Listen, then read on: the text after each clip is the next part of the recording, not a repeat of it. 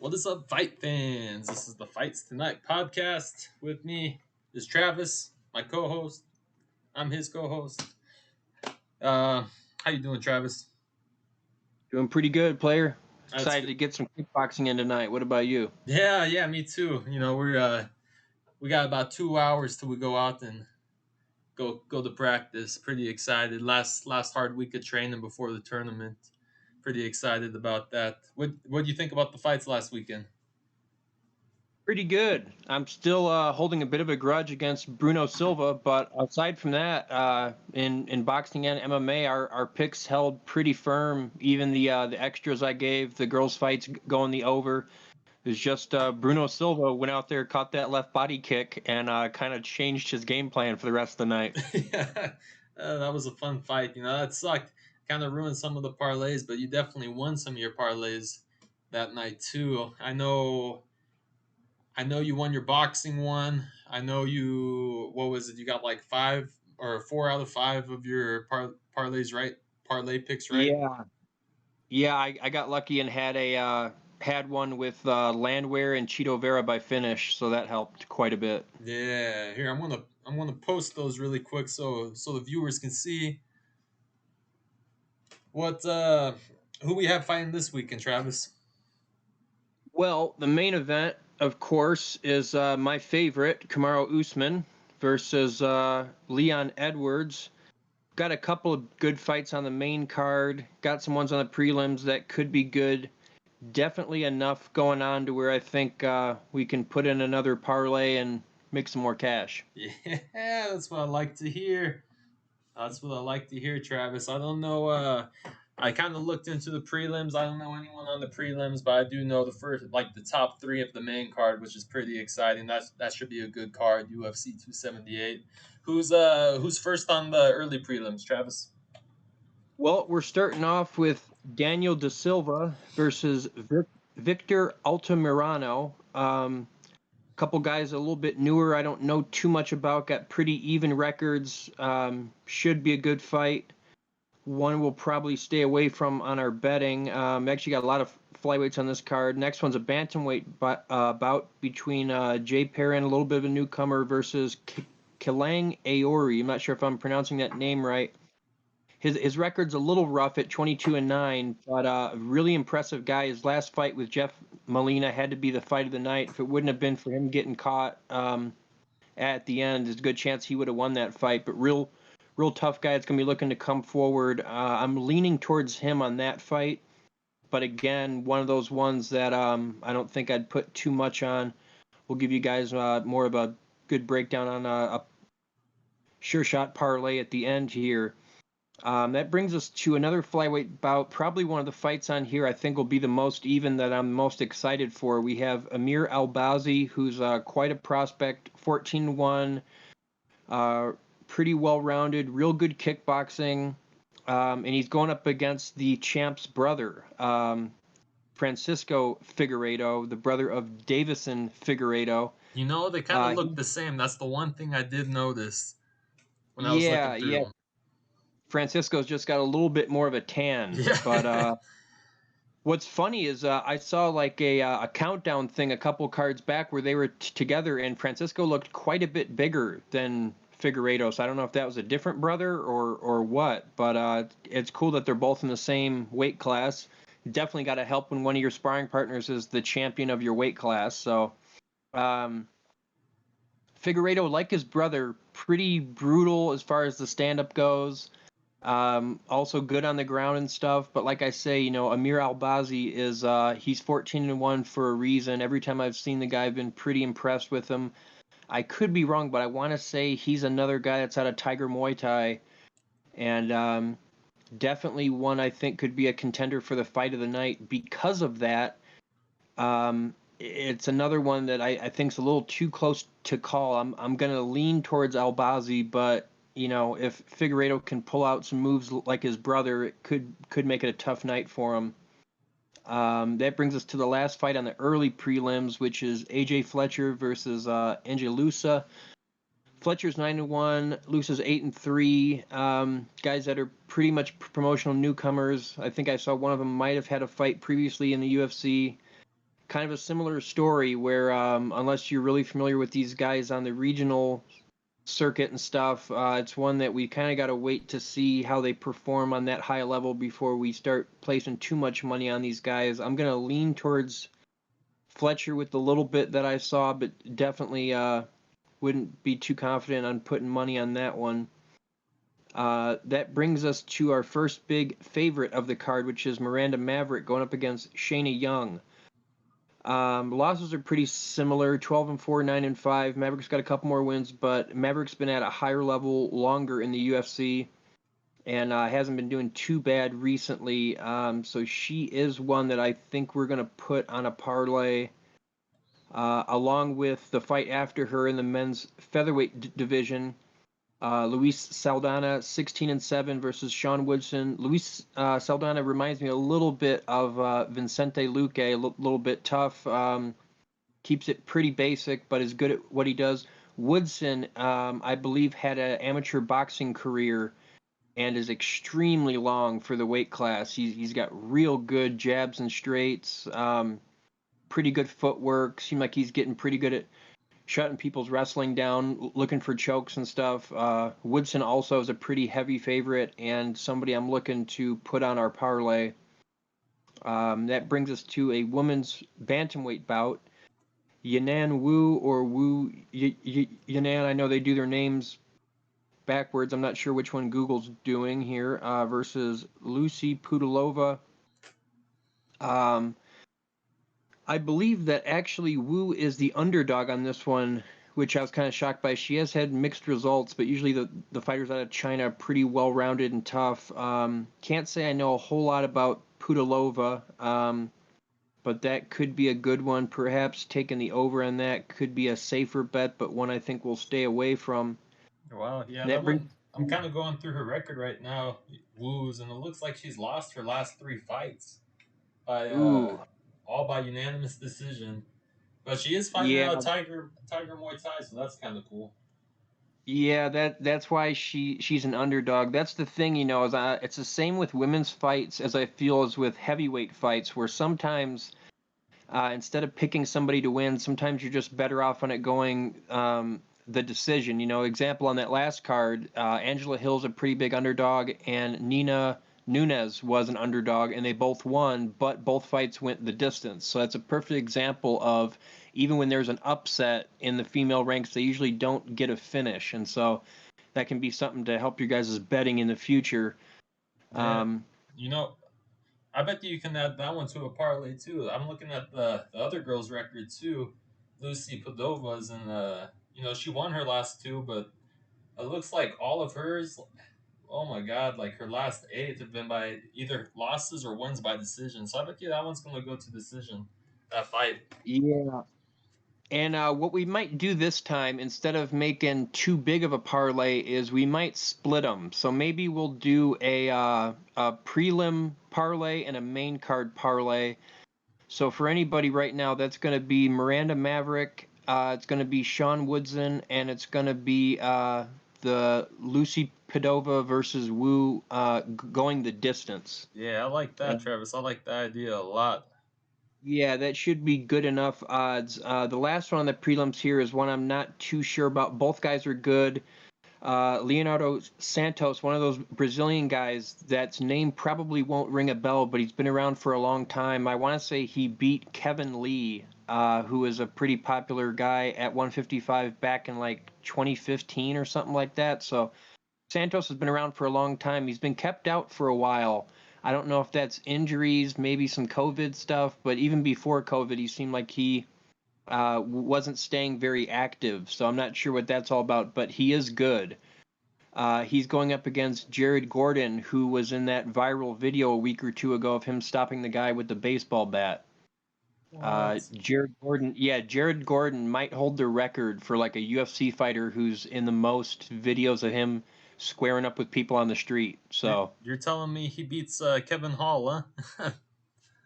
yeah. Yeah. Well, I don't know. It might be a tie between him and Holland.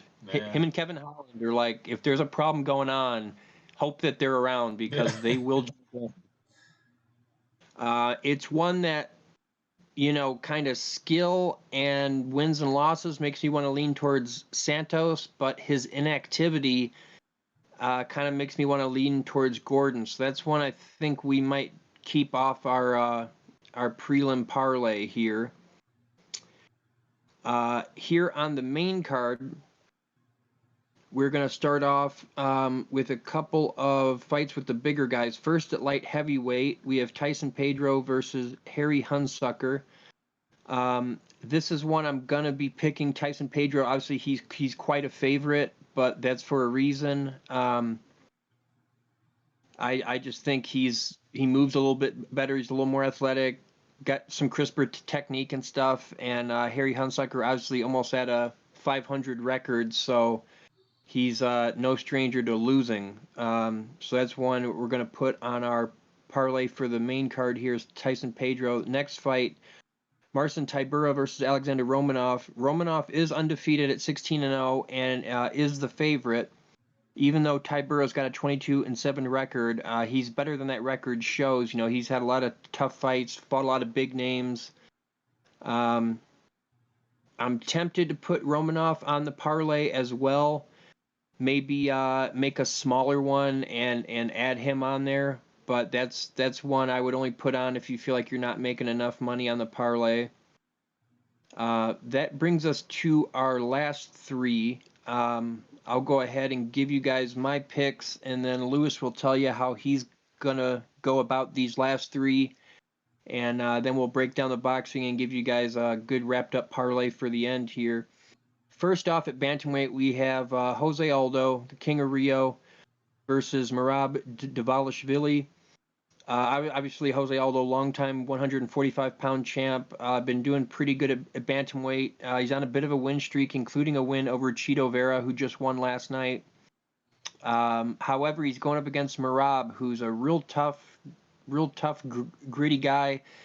His striking's not bad, but it's not amazing either. I do see Aldo kind of winning most of the exchanges on the feet. The thing about Merab, he trains with Aljamain Sterling, obviously, who's the champion in this weight class, and is one of his main training partners, and he's one of those guys that won't stop with the takedowns. He just keeps coming, keeps chaining them together.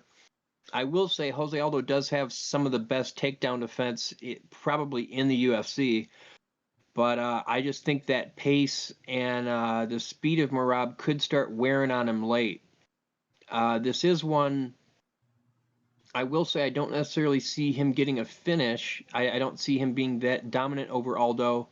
And Aldo doesn't get as many finishes lately because he seems like he's trying to conserve his energy. So this is one I'm thinking about taking the over on.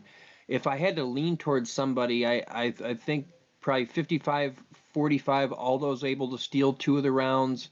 Otherwise, if he gasses out early, I could see Merab taking the second and the third. But I think early, when Aldo's fresh, could be rough for him. So this is one I'm thinking staying away from picking a winner and perhaps just going the over. But I'm kind of torn between that and just picking Aldo outright. A little bit of that's probably me liking Aldo, though. That brings us to the co-main event at middleweight between Paulo Costa and Luke Rockhold. Both these guys in kind of a weird place. Paulo Costa, of course, was on a hell of a streak, was undefeated, got finished by Adesanya, took some time off, came back, was going to miss weight against Vettori, so they bumped it up to a catch weight, and Vettori basically just kind of outlasted him and outworked him for 5 rounds. So he's only got 2 losses, but those were his last 2 fights. Luke Rockhold, on the other hand, on a bit of a loss streak himself. I believe his last couple he had lost by knockout, a lot of them with the left hook. Oddly enough, been caught with it in southpaw and orthodox. But he is southpaw. He is big for middleweight. He was a former champion. So he's not too easy a guy to beat. I just think even if these guys are on the decline, which may be a little early for Costa, I just think Costa's got more left in the tank, can take a punch a little bit better, I think is important. Costa doesn't always work really hard and doesn't always make the best decisions, whereas Rockhold fights pretty smart. He just really seems to have a hard time taking a punch lately, and I know he's dealt with a lot of injuries. Luke Rockhold is surprisingly good on the ground, trained at AKA with Khabib and Cormier and all them. But this is one I see Costa getting, and I take it that's why he's the favorite on this one. And that brings us to the main event, which is Kamaru Usman 20-1 versus the 19-3 Leon Edwards. This is a rematch of them fighting. I believe it was 2015, give or take a year. Leon looked good, landed a lot of stuff, and Usman just kind of out-wrestled him once he started having a hard time with Leon Edwards on the feet. Obviously, Leon Edwards has gotten better since then, but he doesn't really go about things too much differently. He just seems like he's kind of sharpened a lot of things up, but I feel like he's kind of fighting the same guy, just better. Whereas Usman's quite a bit different. He's not as heavy on the wrestling now and likes to stand up more. The problem with that is that Usman does hit hard and has gotten a lot better with his striking. Edwards isn't a huge welterweight, and Usman's last few fights, obviously, aside from Covington, who joked, that he could probably go down to 155, both Burns and Masvidal were former 155ers, so he's kind of used to a guy being a little bit smaller and quicker. I don't see Leon Edwards being able to do much with him once they clinch up. Edwards does have good elbows on the break, but I just think Usman will out-wrestle him.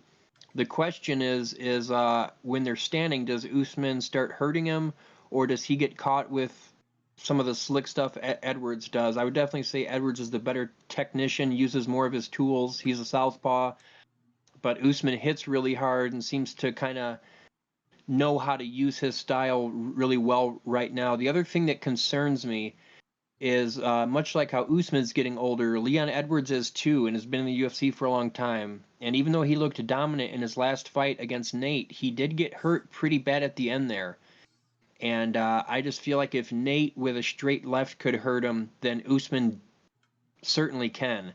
I don't think it's a for sure thing that Edwards gets finished, but it's hard for me to see Usman losing this fight. Obviously, I would love to be wrong, but if I had to put together a parlay on this main card, I think we're going to go Usman, Costa, we're going to go Tyson Pedro, and then if you really need to make some extra, you could put Romanov on there, and I would say we got a shot of that bantamweight fight with Aldo going the distance. I'm a little torn on that one. That's why we're doing a separate one for the prelims. Again, that prelim one is going to be Pudilova and Wu to go the distance, and then Woodson and Maverick. And between both of those, if we hit them both, good. If one of them misses out, at least we're not screwed on both parlays. What are your thoughts? You going to put a bet on that main card, Lewis? I agree with everything you said. The main card, I'm going to lean towards Kamaru Usman, Paulo Costa, and Jose Aldo. I'm probably going to do the money line on that. But I'm definitely going to copy you on the prelim card. That was a really smart idea. You make less when you make the smaller parlays, but that money definitely adds up. And I feel like those smaller parlays were definitely good picks. So I think that's guaranteed money. But Yeah, give me 1 second. Yeah, I don't disagree with any of that. It'd be super cool to see like Leon Edwards get the knockout. I think he likes the knockout power. Kamaru Usman definitely too strong. That one's like pretty much guaranteed in my books. I kind of agree with Travis. I'd love to see him lose, but I don't see it happening. But with everything Travis said, I'm agreeing with. But Yeah, that's that's who you have for your parlays. You got the main card. You said you have Kamaru Usman, Paulo Casa. You said you have Tyson Pedro, and then for the prelims, you said you had Wu and Padova going the distance. And who else was on the prelims that you had, bro? Sean Woodson Don Woodson and Miranda Maverick. Okay, Miranda Maverick. Oh wow, she just actually popped up on mine. It looks like she has a good record. Yeah, it's weird how everyone I pull up's got stuff a little bit some changes here. Also, maybe the way to go about this main card is maybe put one in for Usman, Costa, and Aldo Dvalishvili going the distance, and then maybe do another one with Jose Aldo winning, Alexander Romanov winning, and Tyson Pedro winning. So really, we could probably get 3 parlays out of this, but it depends on how much money you guys got and exactly what you're trying to do. I think that's the safer bet. There's definitely ways to work the system when we do the gambling. Like if you have one that you're feeling more confident in, obviously put more, and then obviously the one that you feel less confident in that makes more money, you put less. But usually that'll cover your cost of your other one if you lose. So that's pretty nice. Exactly. I've even noticed them offering lines on the Contender Series lately, which is kind of shocking. The betting world has kind of gone into MMA a little bit slower because it's not as for sure as boxing, and I take it that they didn't have as many experts, and so it's really nice to see them starting to offer more options. And down the road, I'd kind of like to get hired for a job in there. Maybe I could help them pick the odds. You'd be You know what I good. mean? You'd be good at it, bro. You'd be really good at it. There's no Uh, boxing event this weekend we can add to this parlay, huh? no, actually, there is. Oh, Um, sweet. we have the rematch between Alexander Usyk and Anthony Joshua. That's this weekend? Yeah, and Oh, we have to this live is stream that. yeah, and this is for 3 of the 4 heavyweight titles. Obviously, they wanted this rematch to happen a little bit sooner, but Usyk had the stuff, going on in Ukraine, so he Right. had to take some time away. And honestly, I think it's good for Anthony Joshua with him getting kind of outboxed and getting hurt in that fight for him to have some time to work on some things. Oddly enough, one of the podcasts me and Lewis listen to off and on is the Roberto Garcia boxing podcast, and that's who Anthony Joshua has brought in to help him train for this fight. How crazy. Yeah, kind of interesting to see an English heavyweight bring in a Mexican Mexican. boxing Yeah. coach from California that tends to work with smaller guys, but it could end up being a good idea. For anybody that saw the first one, Usyk, of course, is a southpaw. Likes to use a pendulum step. He did good in the amateurs. I'm pretty sure he won a gold medal. He had all the belts at cruiserweight, and then came up to heavyweight. People were saying he was too small, and obviously Anthony Joshua doesn't quite have the frame of Tyson Fury, but he's a big, full-sized heavyweight, and Usyk looked good in there. He did seem like he got hit with some shots that kind of rang his bell a little bit, but he hung in there good. Same with Joshua, where he didn't just get completely dominated. He had some points in there where he looked good. It just seemed like he was having a hard time kind of keeping up with the smaller, faster guy. The lines on this are pretty even. From what I saw, they have Usyk at a favorite at -200, so that's not a lot. And Joshua is an underdog. I believe it was at +165. So if you think he's going to get his belt back like he did the last time that he lost it, you could at least make a little more than double your money. I'm kind of torn on this one. A part of me sees it going the same way.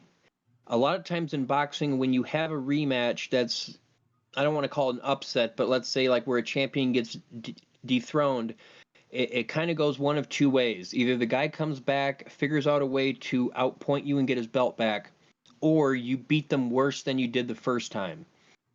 And I noticed they had some interesting odds on the over here. And even though I could see Joshua getting stopped like he did against Ruiz, I'm not too sure of it. So this is one that's going to be tough. I'm thinking about adding Alexander Usyk to one of those parlays we have on the main card. And then maybe on a different one, I might put a bet in for it going the distance, only because I see I just don't know. Both guys are so experienced stuff. I see them being able to hang in there. A lot of places will give you it at 10.5 rounds, and so I think it was plus money. So I think there's a good chance of it at least going that late, if not making it to the distance. And I don't know. Part of me could see AJ going out there and getting a knockout. So this is one of those times that there's such not a big favorite. You might be better off just betting on the boxing separately and not really needing it to add it to your parlay. But if I had to guess, I'm gonna have to go with Usyk again. Usyk. but I wouldn't put your rent money on it. You know? Joshua's big, and he was a champ for a reason. Yeah, I didn't watch the first fight. I hear stories about it from you, how good it was, but I might have to go with Joshua on this one. Just it makes me wonder how much Usyk got to train with all that stuff going on. Went on in this country. So I bet you Joshua True. was training hard the entire time, or normal. And I'm not sure if that's going to And play any like mental impact either. When he comes over and does it. yeah, and him having this new boxing trainer that's helping him Right. could really help too. What I thought was interesting was if you look at the odds for method of victory, they had Joshua winning on points being plus 600, but What? Joshua winning by knockout being a plus 150. So the odds makers think that if Joshua wins, he wins by knockout. And I will say he did hurt Usyk a few times. I'd say definitely Joshua got hurt worse, but there's a couple times where, if the punch would have been a little bit different of a spot, or if a couple more would have came behind it. But I believe no matter what method of victory you pick, it's plus money, even if you pick Usyk on points. So it's definitely one that some money could be made on for sure. I like it. I like it a lot. So that's who you're going with, the Usyk for the boxing. I'm Yeah, kind of leaning towards Anthony Joshua. yeah, I like that. At least one of us will be right. Yeah, you know, uh, and that's about it for our bet slip this weekend, huh? That's it, brother. All right, I guess we're gonna get ready, and I guess I'll see you at practice here in a little bit. Yes, sir. All right, deuces, dog. Later, player.